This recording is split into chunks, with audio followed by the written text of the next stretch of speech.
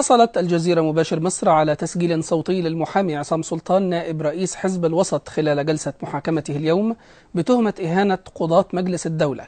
وفي هذا التسجيل يؤكد سلطان أنه والمعتقلين الآخرين يتعرضون للتعذيب داخل السجون، وطلب المحكمة بإرسال أحد أعضائها للاطلاع على حقيقة ما يحدث داخل السجون.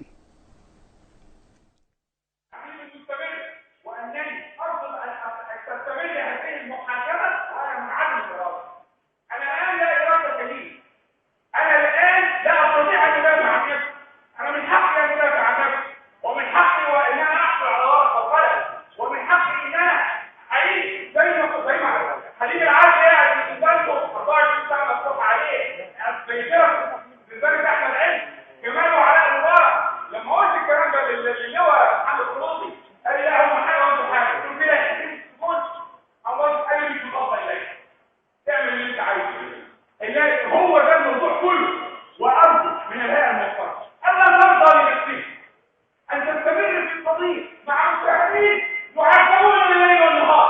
هذا حرام وهذا ظلم، وكل هذه البلاد تتحملها الهيئه الموقره ان استمرت في المحاكمه بهذا الشكل.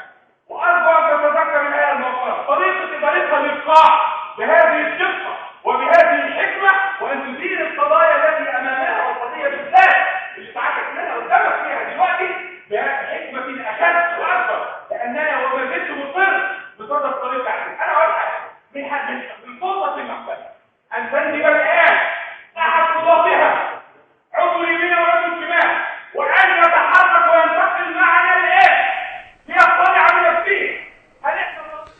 وأكد سلطان أيضا أن اللواء محمد خلوصي مدير مباحث السجون جاء إلى زنزانته وقال له إن إدارة السجن لن تنفذ أي لوائح داخله. واتهم سلطان النيابة بأنها لم تفعل أي شيء من جانبها، وقال إنها تعتبر نفسها خصما للمتهمين.